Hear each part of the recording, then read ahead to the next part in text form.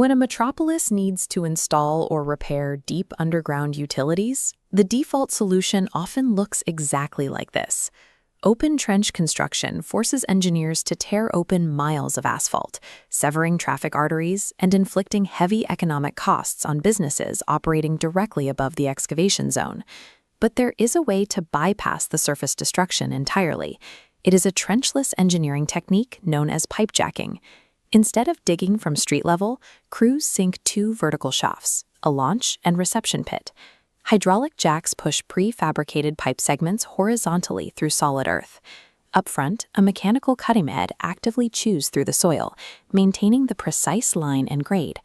By isolating the excavation to two vertical shafts, crews can execute massive, complex infrastructure upgrades while the daily economy of the city continues moving, completely uninterrupted, right over their heads.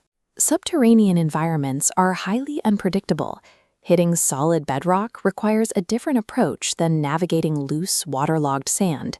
Because of this, engineers use a strict decision matrix to select their jacking method, heavily dependent on soil type, available space, and groundwater levels.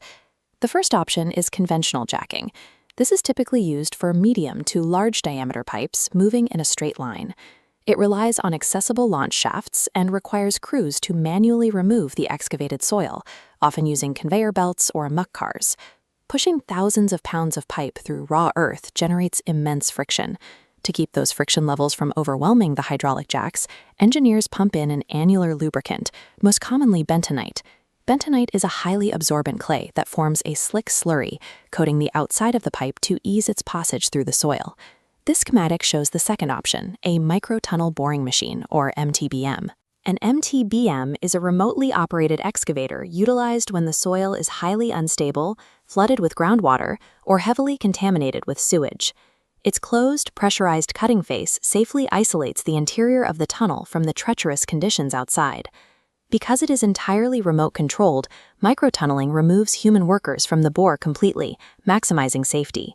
It also utilizes real-time laser guidance, hitting a target on the back of the machine to ensure pinpoint accuracy through highly congested urban corridors. The final primary method is the jack and bore hybrid. Here, a steel casing is pushed into the earth while a rotating internal auger, a giant spiral drill bit, pulls the dirt back out. It is highly efficient for executing short, straight crossings right beneath roadways or railway beds. Applying the exact right digging mechanism to the specific geological constraints dictates the success of the project. A miscalculation here can easily lead to a subterranean collapse. Moving the earth is only half the engineering challenge. The material being pushed into that void must be capable of surviving both the crushing weight of the soil above and the extreme hydraulic force of the jacks pushing from behind. Traditional materials like heavy concrete and thick steel offer immense compressive strength, but their sheer mass creates a logistical penalty. Pushing heavier pipe requires significantly larger, heavier, and more expensive hydraulic machinery in the launch pit. Those traditional materials also share a critical vulnerability. When exposed to highly corrosive industrial environments or acidic raw sewage, raw steel and concrete degrade rapidly unless treated with expensive protective coatings. This radar chart compares concrete, steel, and a modern alternative known as GRP across 4 structural axes. GRP stands for glass-reinforced plastic. It is an advanced composite material engineered to possess a massive strength-to-weight ratio while remaining intrinsically resistant to chemical corrosion. The mechanical advantages of GRP are immediately clear on the chart. Its lighter weight and thinner walls drastically reduce the friction in the tunnel. Less friction means a lower required jacking force, which accelerates the entire installation timeline. The choice of pipe material dictates the required footprint of the launch pit, the scale of the machinery, and the overall economic feasibility of the operation.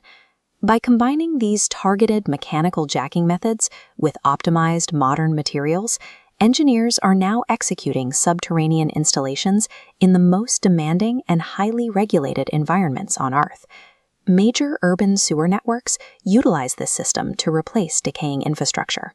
Using lightweight, corrosion-free composite pipes allows crews to complete the work without triggering massive traffic delays on the surface. It is also utilized for critical water transmission lines. A high strength-to-weight ratio allows the pipeline to safely absorb the immense, vibrating loads of active freight railways passing directly overhead. The oil and gas industry relies heavily on these methods to push pipelines through harsh, aggressive environments, prioritizing materials that offer intrinsic chemical resistance and fire retardants. Pipejacking even acts as the ultimate spatial problem solver. It allows municipalities to route major utilities safely beneath pristine historical sites, where surface excavation is strictly prohibited by law.